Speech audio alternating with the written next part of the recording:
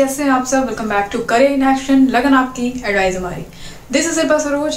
तो जैसे कि आपको पता है कि WCL का एग्ज़ाम होने वाला है, अभी जल्दी में ही आएगा नोटिफिकेशन, तो एग्ज़ाम क्लियर हो जाए कब होगा आपका। और दूसरा ये कि आज का जो टॉपिक है उसमें हम देखेंगे कि आखिर कोल बेड मीथेन और सेल गैस क्या होता है, क्या डिफरेंस है दोनों के बीच में। सो ये जो टॉपिक देख रहे हो आप, ये बहुत ज़्यादा इंपॉर्टेंट है आपके कोल माइन से रिलेटेड जितने भी एग्जाम होंगे, तो ये जरूर जाना जरूरी है आपके लिए कि आखिर क्या है कोल बेड मीथेन और शेल गैस क्या है। ओके, तो चलिए फिर आज का टॉपिक यही रहेगा। स्टार्ट करते हैं बिना देरी करते हुए। Let's get started. देखिए, सबसे पहले हम देखेंगे कोल बेड मीथेन, उसके बाद हम शेल गैस देखेंगे। पहले हम देख लेते हैं कोल बेड मीथेन क्या होता है। ओके, सो कोल बेड मीथेन की बात करें तो देखिए ये जो है एक नेचुरल गैस है। ओके, अब नेचुरल गैस क्या होता है, देखिए नेचुरल गैस का ये समझिए, नेचुरल गैस जो है एक फॉसिल एनर्जी है, मतलब जो वो फॉसिल जो नेचुरल मिलता है हमें, यानी अर्थ के बहुत ही डीप पोर्शन में, यानी deep beneath the earth surface, वहां पे पाया जाता है। ये आपका जो नेचुरल गैस होते हैं, ये हमारे द्वारा नहीं बनाया जाता है, ये नेचुरल होता है। नेचुरल मतलब क्या होता है, प्राकृतिक होता है, जो बहुत ही मिलियंस समय लगते हैं इसको बनने में, उस तरीके से बनता है। ये अर्थ के एकदम निचले स्तर पे, मतलब बहुत ही डेप्थ में बात करें तो वहां पे ये जो नेचुरल गैस यहाँ सब बनता है। ओके, तो वही हम देखेंगे कोल बेड मीथेन की बात करें तो coal bed methane also known as coal seam gas. देखिए यहाँ क्या लिखा है, कोल बेड मीथेन जो है इसको बहुत सारे नाम से जाना जाता है, तो वो हम देखेंगे कौन कौन सा नाम है। कोल सीम गैस कहते हैं इसको, कोल माइन मीथेन कहते हैं, कोल बेड गैस कहते हैं, यानी 3-4 चीजें कहते हैं इसको, जो कि आपको जानना जरूरी है कोल बेड मीथेन को ही। ओके, तो कोल बेड मीथेन मतलब कोल बेड मतलब कोल एक कोयला है, कोयला के साथ जब मीथेन ऐड हो जाए तो कोल बेड मीथेन हो जाता है, सिंपल सी बात है। तो it is a form of natural gas that is extracted from the coal beds. Okay, मतलब ये एक तरीके का एक ऐसा नेचुरल गैस है जो कि कहाँ हम एक्सट्रैक्ट करते हैं, हम कोल बेड से इसको एक्सट्रैक्ट करते हैं। कोल बेड आप देख पा रहे हो इस तरीके से होता है, कोल की जो परतें होती हैं उसी के ठीक नीचे साइड में, निचले स्तर में कोल बेड्स पाए जाते हैं, यहाँ पे आप देख पा रहे हो। अब यहाँ पे बात करेंगे कि इसमें और कौन सी गैस होती है। ये तो ठीक है कोल बेड मीथेन होता है, लेकिन इसमें और भी गैसेस होती हैं, वो कौन सी। ज्यादातर ये समझिए कि नेचुरल गैस जो है उसमें हाइड्रोकार्बन्स ज्यादा होते हैं, ठीक है। हाइड्रोकार्बन यानी मीथेन, प्रोपेन, ब्यूटेन, इथेन, तो ये है। तो आप देख पा रहे हो ये गैसेस इसमें और मिलेंगे। मीथेन तो है ही, C2H6 that is ethane, CO2 carbon dioxide और थोड़ा सा वाटर की क्वांटिटी होंगी। ओके, कोल बेड मीथेन में अब यहाँ पे क्या है कि ये अभी हाल ही में बहुत ही ज्यादा प्रचलित था, बहुत ही ज्यादा न्यूज में था, क्योंकि इसके क्लीन एनर्जी सोर्स की वजह से कोल बेड मीथेन। ओके, दूसरा ये है कि lack of hydrogen sulphide, it is called sweet gas. देखिए इसमें हाइड्रोजन सल्फाइड की जो मात्रा होती है वो कम होती है, मतलब नहीं होती है इसमें हाइड्रोजन सल्फाइड, तो इसलिए इसको स्वीट गैस बोलते हैं। ओके, याद रखिएगा स्वीट गैस आपसे क्वेश्चन पूछ सकता है कि which gas is known as sweet gas, तो ऑप्शन में आपको कोल बेड मीथेन दे सकता है, तो आप ये लगा सकते हो कोल बेड मीथेन गैस, ठीक है। Next, India's coal and CBM can be found in 12 state. देखिए इंडिया का जो कोल है और कोल बेड मीथेन जो है ज्यादातर आपको 12 स्टेट में देखने को मिल जाएंगे। ओके, ज्यादातर आपको गोंडावना सेडिमेंट्स में मिलते हैं, यानी कि ईस्टर्न इंडिया, यानी इंडिया का जो ईस्टर्न पार्ट्स है वहां पे आपको ये देखने को मिल जाएगा। गोंडावना सेडिमेंट्स में ज्यादातर मिलेगा आपको कोल बेड मीथेन देखने को। दूसरा हम क्या देखेंगे कि देखिए कोल बेड मीथेन की बात करें तो it is form during the process of coalification by transformation of plant material into कोल।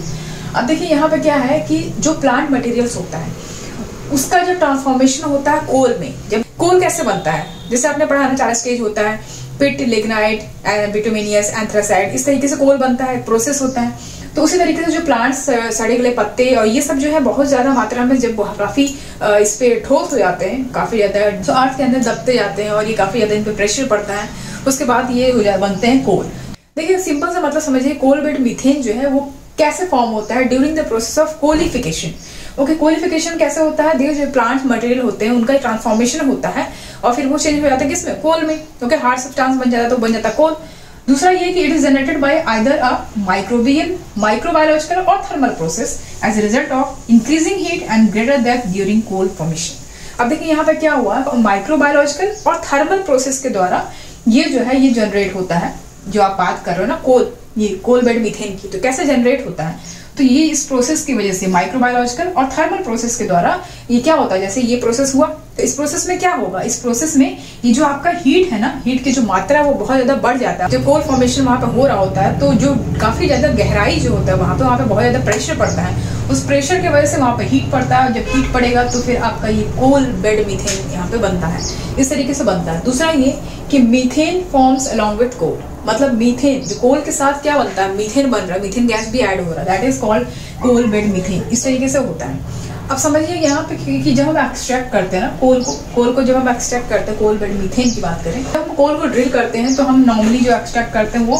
100 से 1500 मीटर जो बिलो ग्राउंड लेवल पे हम एक्सट्रैक्ट करते हैं और हम इस तरीके से कोल बेड मीथेन को निकालते हैं।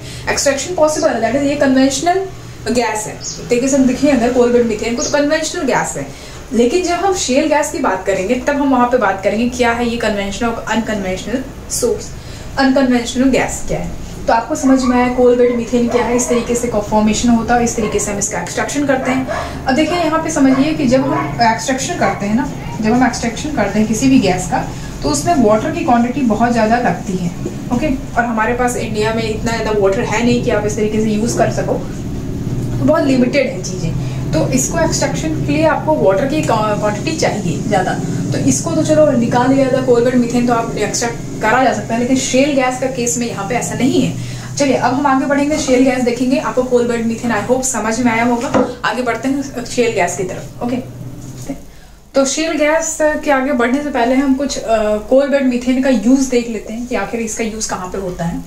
देखिए use in industries for cement, methanol etcetera. तो इंडस्ट्रीज में यूज होता है कोल बेड मीथेन, इससे आप सीमेंट बनाते हो, मिथेनॉल बनाते हो और बहुत सारी चीजें बनती हैं, जैसे in steel plants as well as rolling mills. तो रोलिंग मिल्स में इसका यूज होता है और स्टील प्लांट्स बनाने में इसको यूज किया जाता है, कोल बेड मीथेन का यूज होता है। दूसरा है use as a feed stock for fertiliser, feed stock की तरह यूज किया जाता है इसको फर्टिलाइजर के लिए। और जनरेशन ऑफ पावर, ये तो बहुत इंपॉर्टेंट है, पावर जनरेशन के लिए यूज किया जाता है कोल बेड मीथेन को, और ये बहुत ज़्यादा इन्वायरमेंट फ्रेंडली है जिस तरीके से इसका एक्सट्रैक्शन होता है वो हिसाब से। अच्छा ये तो हमने कोल बेड मीथेन का देख लिया। अब हम बात करते हैं शेल गैस का, जो बहुत इंपॉर्टेंट टॉपिक है, जो बहुत इंपॉर्टेंट टॉपिक है शेल गैस, इसकी बात करेंगे हम, ओके। तो शेल गैस की बात करते हैं। देखिए शेल क्या होता है, सबसे पहले तो शेल जानिए शेल क्या होता है। तो shale are fine grained sedimentary rocks that can be rich source of petroleum and natural gas. तो नेचुरल गैस तो आपको पता ही, जैसे कि मैंने बताया आपको। तो शेल क्या है, एक फाइन ग्रेन सेडिमेंट्री रॉक्स है, जैसे मान लीजिए आप देख लो चट्टान है ऐसे करके बना हुआ है, पत्थरों से तो बना है, तो कुछ तो होता है कि बहुत हार्ड होते हैं इस तरीके से, और कुछ होता है जैसे आप देख रहे हो कुछ इस तरीके से होते हैं, इस तरीके से पत्थर होते हैं, मतलब बिखरे हुए होते हैं। तो छोटे छोटे कण होते हैं ना, ऐसे ऐसे करके इस तरीके से बने होते हैं ये लोग, और बहुत ज़्यादा पोर्स होते हैं इसमें, मतलब बहुत गैप होता है, और ये बहुत ज़्यादा मतलब माइन्यूट होते हैं, मतलब टूट सकते हैं इस टाइप से, मतलब काफ़ी ज़्यादा ठोस नहीं होता है, मतलब एक तरीके से ये समझिए। तो इस तरीके से छोटे छोटे सेडिमेंट्री रॉक्स टाइप के होते हैं, उसको हम बोलते हैं शेल। और इसी में जो गैस पाए जाते हैं, जैसे यहाँ पे पोर्स हैं, छोटे छोटे ऐसे ग्रेन्स हैं, तो यहाँ पे कुछ गैसेस मतलब इसमें होंगे, कुछ गैसेस यहाँ होंगे, कुछ गैसेस यहाँ होंगे, तो इस तरीके से जो गैस यहाँ बनते हैं इसको बोलते हैं हम शेल गैस, ओके।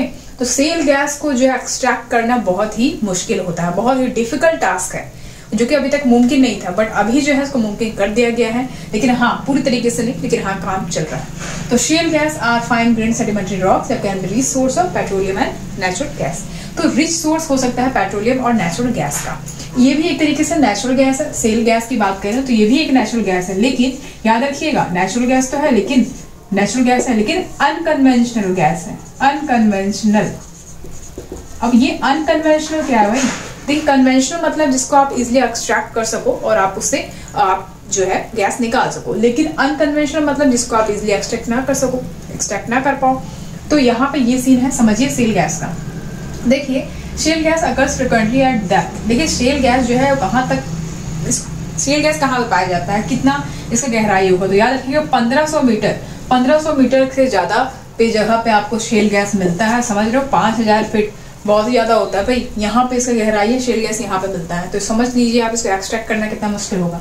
तो एक्सट्रैक्शन इज डन। अब यहाँ क्या था कि पहले ऐसा एक्सट्रैक्शन का कोई भी रूप नहीं था कि कैसे हम एक्सट्रैक्ट करेंगे इसको, लेकिन हाँ अभी जब मॉडर्न टेक्नोलॉजी आया तो उसमें दो तरीके से आप इसको एक्सट्रैक्ट कर सकते हो। एक हाइड्रोलिक फ्रैक्चरिंग बोलते हैं इसको, फ्रैकिंग बोलते हैं, एक होता है हॉरिजॉन्टल ड्रिलिंग।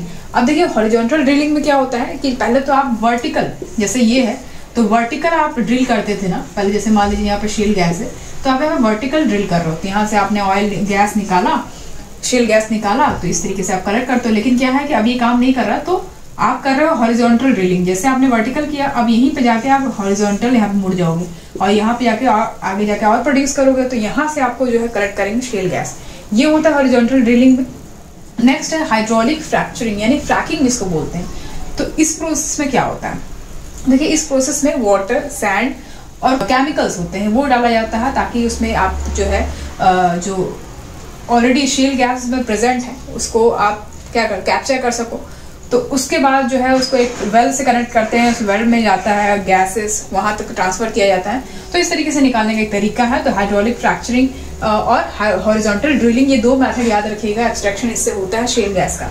दूसरा क्या है कि it is a natural gas that is trapped within shale formation due to their low permeability and can not escape to the surface as easily as conventional natural gas.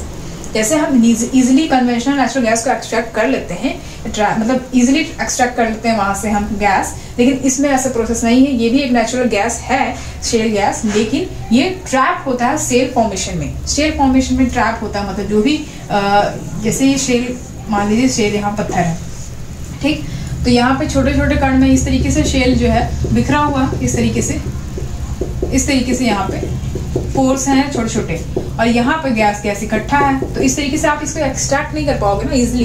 तो इसलिए यहाँ पे कह रहा है कि that is trapped within shale formation due to their low permeability. Low permeability मतलब इसका जो क्लोजनेस है वो कम है, मतलब ये बहुत ज्यादा क्षणभंगुर है, टूट सकता है। तो ये क्लोजनेस नहीं है इसमें, ठोस जो सॉलिडिटी होनी चाहिए वो नहीं है इसमें, लो परमेबिलिटी की वजह से, and it can not escape to the surface. तो ये सरफेस तक नहीं आ पाता। जैसे मान लीजिए ये आपका अर्थ सरफेस है और यहाँ नीचे यहाँ पे आपका मान लीजिए शेल गैस है, तो शेल गैस जो है इतना ज़्यादा ये लो परमेबिलिटी होता है इसमें कि ये जो है ये सरफेस तक आ ही नहीं पाता। जब सरफेस तक आ ही नहीं पाएगा तो आप इसको इजीली एक्सट्रैक्ट कर नहीं पाओगे।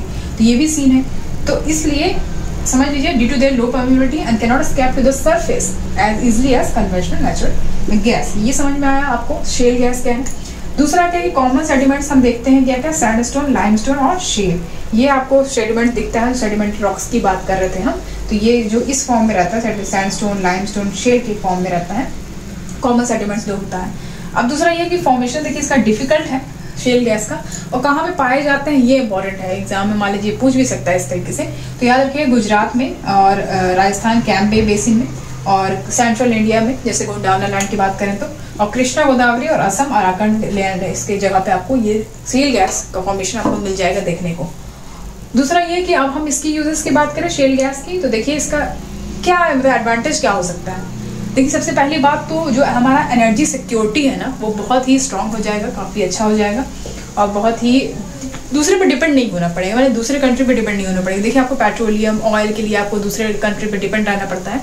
अगर ये फॉर्मेशन आपका शेल फॉर्मेशन जो है काफ़ी ज़्यादा एनहेंस हो गया अगर हमारे ही देश में, तो फिर हमें किसी पे डिपेंड नहीं होना पड़ेगा।